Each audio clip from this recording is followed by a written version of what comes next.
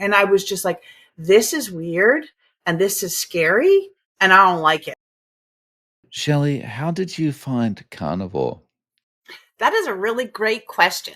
So I actually was introduced to what would be kind of carnivore, which was Atkins, probably, oh gosh, about 25 or so years ago. At that time, I had just had my last child, and I had some back issues, and I had put on a ton of weight. So I actually learned about Atkins, read the book, did the program, lost about 20 pounds. But of course, with Atkins and not really understanding fully the program, I started to introduce more carbs. I started to introduce all of the Atkins shakes and Atkins bars and sugar-free Ross chocolate and all of these things. And so, I don't know. I just sort of fell off the wagon, and life moved on. And so, after that point, probably about 5 years past that, I actually dropped a husband and gained some exercise. I started to go out dancing and, doing all these wonderful things. And so, I lost the weight. I was in shape. So I didn't really feel like there was a need to kind of diet per se. And so then it take me to about a year. Well, obviously when the world changed and everybody stopped doing, all the things they were doing, just slowly, putting on weight, eating too much, drinking too much, all of these things started to really feel gross. And I think at that point I'd probably put on, I would say sort of in that sort of 2 year span, I probably put on about 20 pounds. And so, I sell clothes, for a living. And, I was starting to bust the seams of my clothes and having to, um, be very strategic on how I would model them so that, I wasn't showing people that I had put on weight. I was just not feeling good.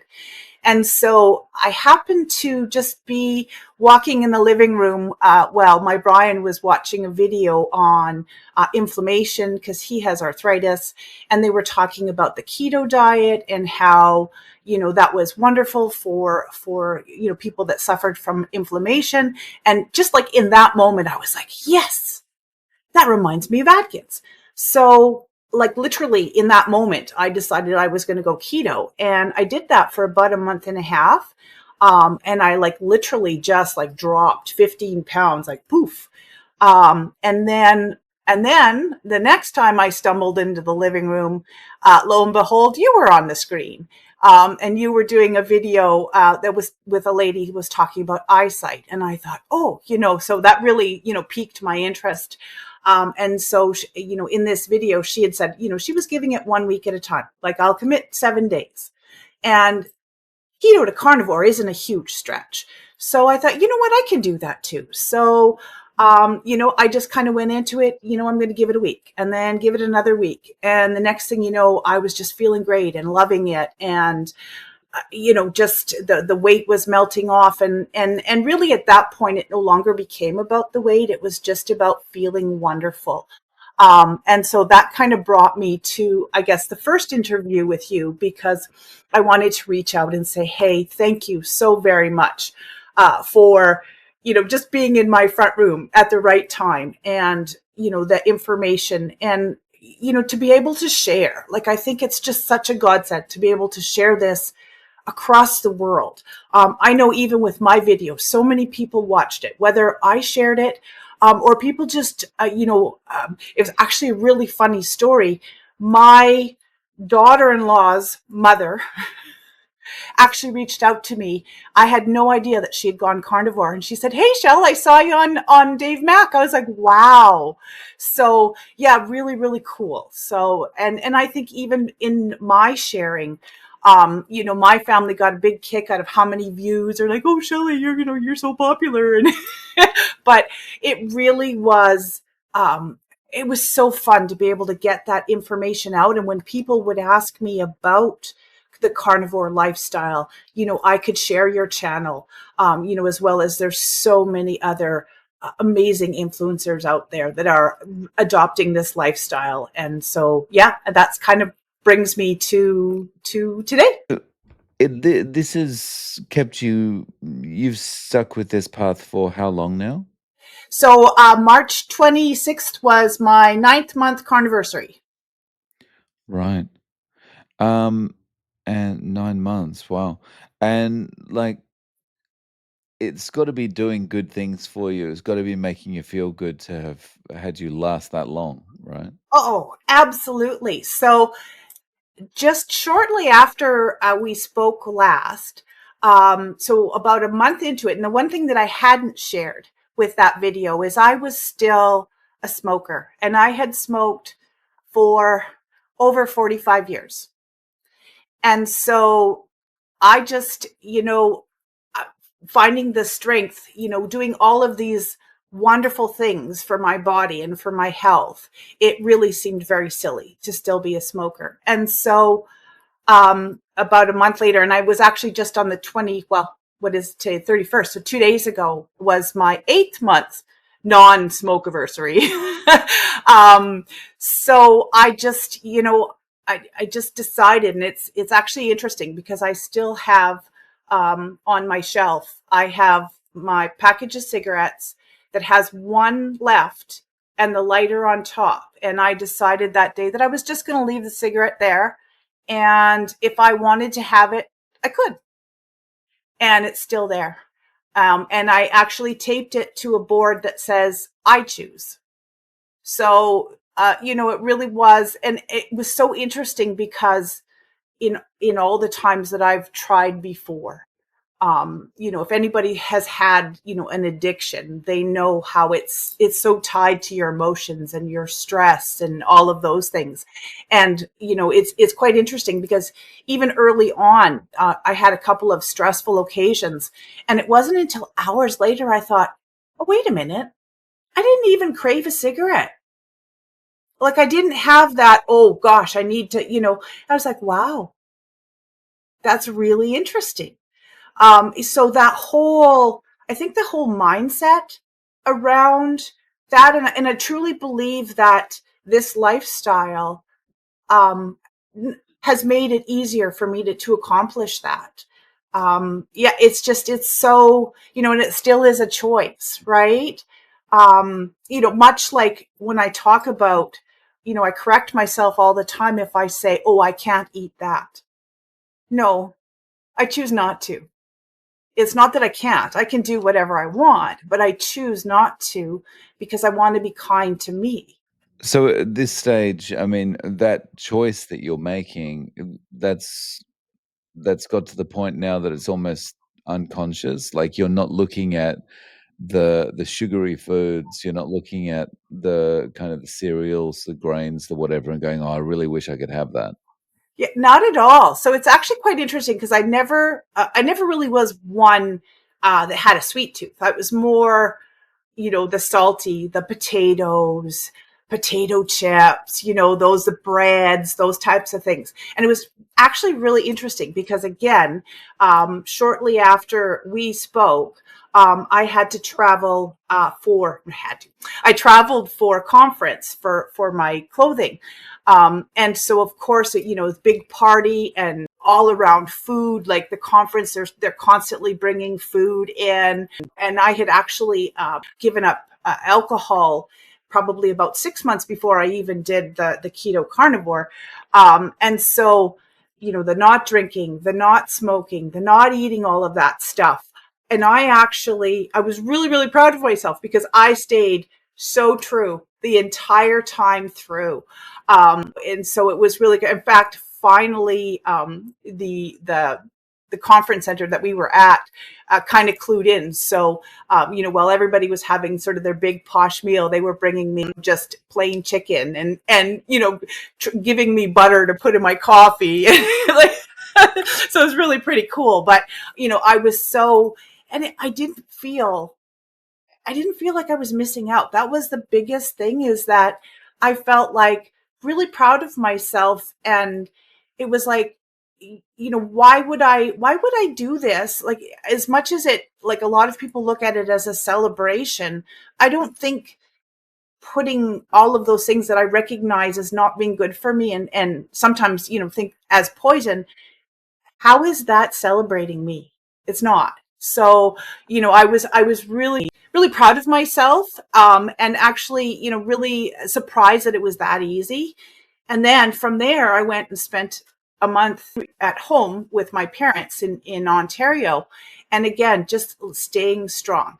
My only downfall, and this is something I'd like to share, because growing up, sort of that European descent, my dad's from Finland, and coffee is huge in my culture. I've been drinking coffee since I was 7 years old. And I drink coffee like people drink water. It has been my beverage of choice. And I will drink coffee from the time I wake up to the time I go to bed. It's the only thing I drink. And so for years and years and years, and people would say, you know, you're going to dehydrate. I'm like, well, I haven't, turned into dust yet. So, but interestingly enough, when I changed my eating style, it became an issue, but I didn't realize it. It, like, hammer on the head, because what happened is, when I went on the trip, and because everybody was eating and drinking and doing all those things, I fell back into coffee. And of course, I was putting butter in my coffee, and it was kind of a way for me to get it. And so I was having leg cramps like you wouldn't believe. And I couldn't figure out what the heck is going on. And so then, come home and, like, leg cramps, and I'm like, what is going on? I'm doing something wrong. And finally figuring out that it is the coffee. The whole, when you think of a carbohydrate, for whatever reason, when I was eating the carbohydrates, I was able to, even though I would get leg cramps sometimes, it wasn't to the point. When I stopped eating the carbohydrates, all of a sudden the coffee became an issue. And so that is the one huge takeaway for me. I mean, and I still drink, and probably drink too much. I'm trying to cut back again, but, like, not past lunchtime, and having to make sure that I replace the hydration before I go to bed. Otherwise, I am up with leg cramps like you have, just like, oi. Yeah. Um, so to get this far in, like, what has been the changes for you that kind of keep you motivated? You've had the weight loss. What other things have you noticed? Yeah, absolutely. So just, energy level. I mean, that's huge. I mean, I'm going to be 60 coming up in August. And so, I mean, the energy level is just great. It also changed my circadian rhythm. So, I was always, I mean, obviously when you work, you got to get up early, and, that sort of thing. But naturally, since I went carnivore, I cannot sleep past sunrise. It doesn't matter whatever that time sunrise is. It just doesn't happen.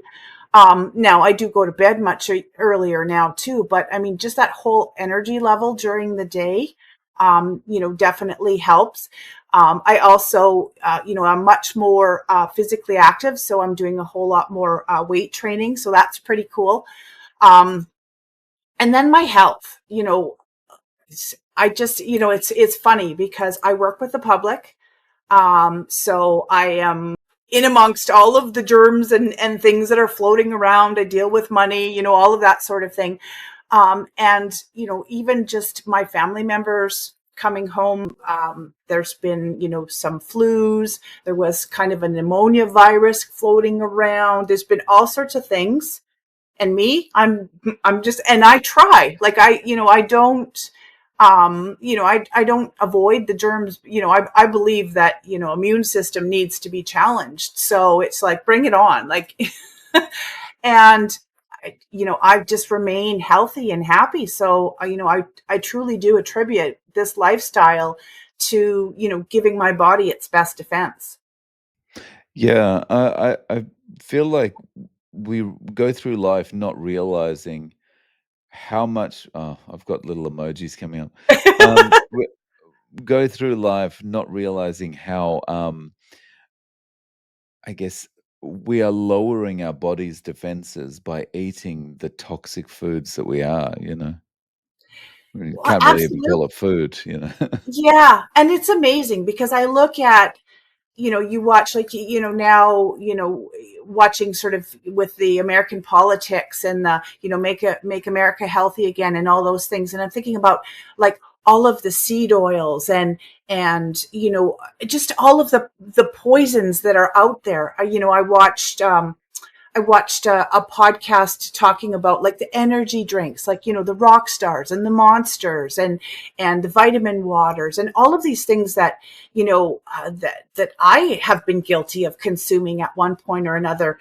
And you think about the little by little by little that we're poisoning ourselves, not to mention, what's, the pesticides and what's in the air and, all of those things. So, and it's kind of the point where it's like, where do you start and where do you finish? I mean, you can't put yourself in a bubble, nor would you want to, but if you present yourself with your best defense, so whether you're eating the best way possible and you're getting the exercise and the sunlight and you're just, being kind to your body, then and your body is such an amazing, amazing thing, that will pretty much fight off anything you give it if you're putting yourself in your best condition. And you mentioned one of the things there that is just we're we're indoctrinated or we're educated in the wrong direction, I think, from when we're little is about sunlight, you know? Like, we're taught from when we can barely walk, like, don't go out in the sun without slapping yourself covered in this, potentially toxic cream to hide you from the sun, and make sure you dress, make sure you got a hat on, wear sunglasses, do all this stuff. And so we grow up frightened of the sunlight, and it's actually we should be getting out there. And when you look at animals, where do animals sleep? They lie in the sun, and Exactly. they do really well. They'll seek out a position that's, nice and warm in the sun to rest, right? And we're so focused on hiding from it, and look how sick we are. Oh, absolutely. And really, when you think about it, like even myself, I grew up in the era where you would just slather yourself with baby oil and go out and, you'd be like, in the frying pan, right? But when you think about the sunscreens, the baby oils, all of those things, it's all this topical stuff that we're putting on and then applying the sunlight, and that's a conversation that I've had with several people. It's just like, you know what?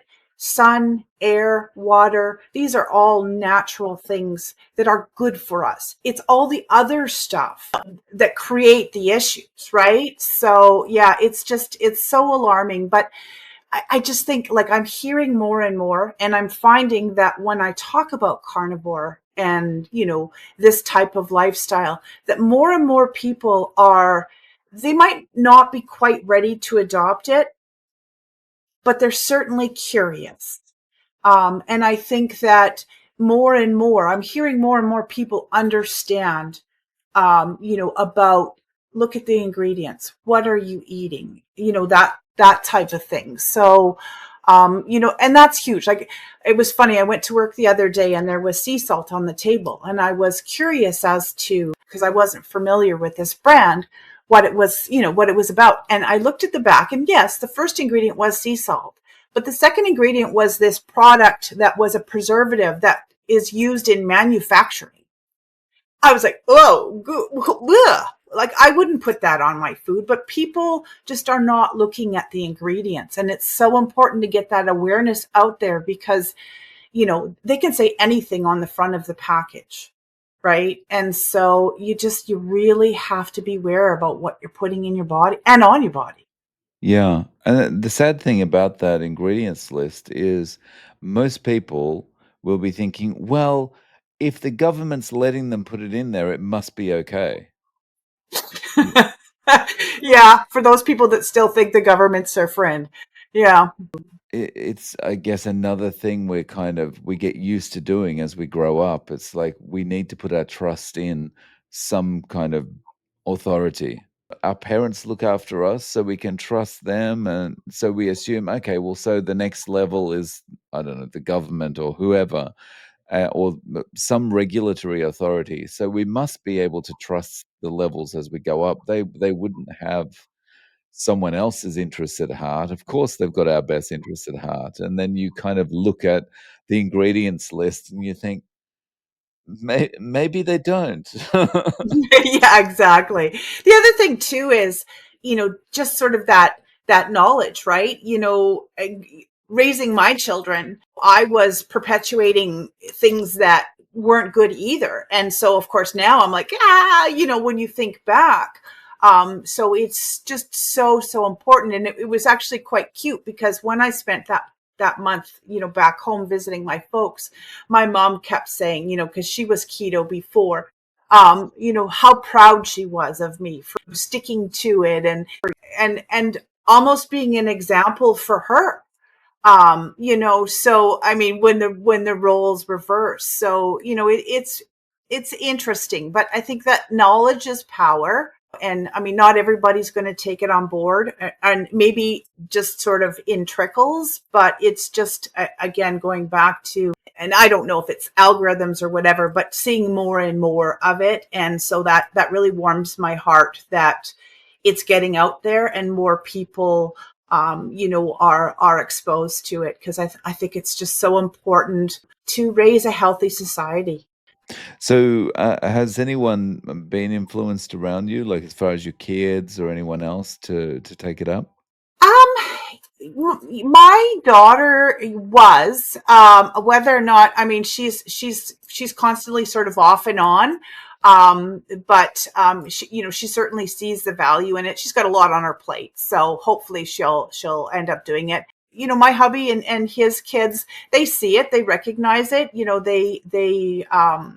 They see the benefits. They're just not quite ready, to jump on, but they certainly encourage me. So I think that's a good thing. Yeah, exactly. I haven't really had anybody that has tried to discourage me or change my mind. There's a lot of people that just, I mean, they look at me like, what do you mean you don't eat vegetables? What do you mean you only eat meat? What do you mean? Like, how is that possible? I'm like, you can't do that forever. I'm like, yeah, I can. Just like, Yeah. So on that, like, what does a typical menu look like for you in a day? yeah, so it depends on whether I'm working or not. And that's the other thing too. I think one of the challenges is when you're working, you have to be prepared. I am fairly lucky in the sense that where I work, they do have sort of like a grocery department. So, I mean, I can eat a few things there if I don't bring something. Um, but typically what I'd like to bring to work is boiled eggs, or I'll like fry up some steak or something, have like steak bites or hamburger, cold hamburger or something, to bring to work with me. Um, but typically it's, steaks, eggs, bacon. Those are pretty much my main, the odd time I'll have pork chops. I mean, I do love the pork fat. That's probably my favorite tasting fat. Um, but yeah. And I mean, every now and again, chicken, but primarily steak, eggs, bacon, butter. And sorry, that's one time a day, two times a day? You know what? I really do just kind of listen to my body. And also when Brian's home, a lot of times, we'll go for a walk, and then we'll have sort of a brunch after. So it's kind of different when he's home versus when I'm here by myself. But I mean, honestly, I just listen to my body when I'm hungry. I would say that it's usually once or twice, no more than twice a day. And how empowering is it to finally be able to eat in a way where you can, not wake up starving, like, "I've gotta get it, I've gotta raid the kitchen," or, in between meals, you're not, like, thinking, "What am I gonna do? What am I gonna do?" Kinda nervously tapping the desk or something, thinking about food. Oh, absolutely. So with this way of eating, this proper human diet, it's interesting because you eat until you're full. Like your body just tells you, okay, you've had enough. That's good. And you don't wake up crazy hungry, and you're not thinking about food, and you're not thinking what's for breakfast and what's for dinner and what's for, you're not thinking about that, and all of the snacks and all of that other stuff. So I mean, it's super super super easy and empowering that way. But I did find, I did sort of allow myself to have a cheat at Christmas, and I thought it was really bizarre because the signals, like, and it was just a one, like, it was a Christmas Eve, and it was a one day thing. I thought, okay, I'm going to have, because my favorites are like black licorice and, things of that nature. And I'm just like, and you could eat them and eat and eat and eat. And I'm like, okay, so where's that signal that says, okay, that's enough, Shell?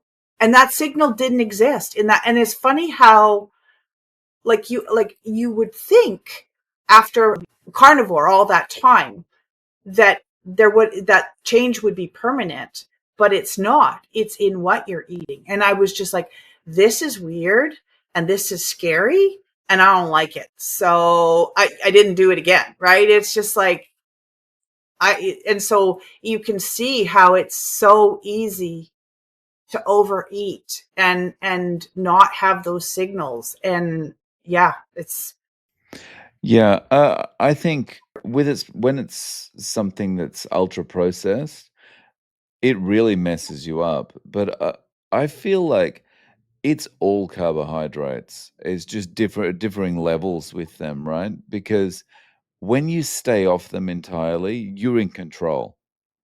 As soon as you incorporate them back in, any level of them and any kind of quality of them, it just messes you up. And I think that's why people often find it so hard to stick to keto long term because just having that little bit of carb in there is enough to mess you up.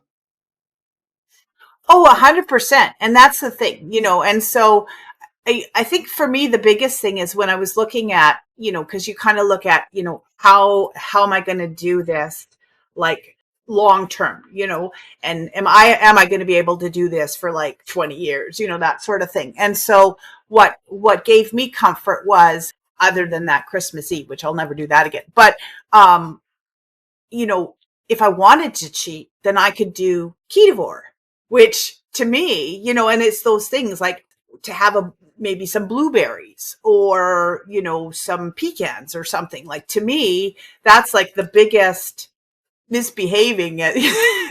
So, and still being kind to myself, right? Yeah. So over the last 9 months, have you seen your doctor at all? Have you had any blood work? No, actually, that's kind of the interesting thing, because when I moved, I moved sort of from Alberta out west here to BC, and I never actually, got a family doctor. And then, just sort of through, all of the things that happened, sort of my level of trust for doctors as well, has diminished. So I haven't seen one, but I also haven't really had the need. I was actually thinking, to try and find maybe a holistic practitioner. That would be something that I would be interested in doing. But yeah, honestly, like I said, I really haven't had the need, to investigate that, or, have been sick or needed a doctor. So yeah. Yeah, but that's another great thing about carnivore is you don't kind of feel like you've got sicknesses coming on all the time and you've got to go and oh, I've got to go to the doctor and get some meds for this, that, the other, you know? Yeah, and I am hoping. I did actually. It was interesting because I did a vendors event a few months ago, and there was a woman there that was telling me she actually has MS, and her doctor actually talked her into going carnivore to see for her symptoms, to see if it'll help her. So I mean, unfortunately, I asked her if he's taking any more patients, because ideally that would be a doctor that I would want to see, but he's booked solid. So they are out here. So it's just a matter of finding, yeah, finding it. And like I said, for that doctor to suggest that, I thought, again, the information's getting out there, and it was really great to hear that. So So Shelley, if someone came to you and said, "All right, Shelley, I want to give this a try. Tell me how I should start carnivore to give me the best chance of succeeding." What would you tell them to do? I think I would suggest that they start keto first, simply because it is like going from your standard American, Canadian, whatever you want to call it, diet. It is a bit of a shock to the system, and I think you want to set yourself up for success. So I would suggest to them, start keto, like, and do your homework, learn about oxalates, learn about seed oils, learn, like, just to consume as much information as you can about the lifestyle, and try keto, and sort of wean yourself off of like the refined sugars and all of that stuff. Start having natural sugars, and sort of 1 to 3 ingredients, maximum items. And then once you've done that for about a month or so, then I think you can take off the training wheels, right? And just launch into it. But also the big thing is don't beat yourself up. If you fall off the wagon or kind of don't understand something, because it is a learning journey. Like I said, even with myself, with the coffee and, cold fats versus hot fats and all of these things, it's a learning journey, right? And so, um, just baby steps. And then the big thing is find a support group, find a fan club, consume the videos, ask questions. I know there has been, whether it be your group or the steak and butter gal group, or Dr. Chafee or whomever, ask questions. People are out there, are willing to help. Like, well, people are wanting to see you succeed. Honestly, they are. And so, that would be my advice. Just keep trying, and just keep consuming the information, because that, I think, the information is power. And once you're on that journey and you start to feel, because you'll feel the benefits, and that is going to be what is going to just keep that pep in your step. You're going to just want to keep going, right? And so, that's just so important. Mm, I agree. Um, well, Shelley, if people want to reach out to you, do you have any social media, any way of getting in contact? Yeah, absolutely. So they can reach out to me via my Instagram, which is SheLion42, or even just send me an email. My email is just my name, shelleytorma@gmail.com. So if, they wanted to just sort of quietly reach out and say, hey, I have a question, happy to answer. Awesome. I'll link to both of those in the show notes. Shelley, thank you so much for coming back on and giving us an update and letting us know how things are going. I really appreciate your time. Absolutely. Well, hopefully, maybe we'll do it another year from now.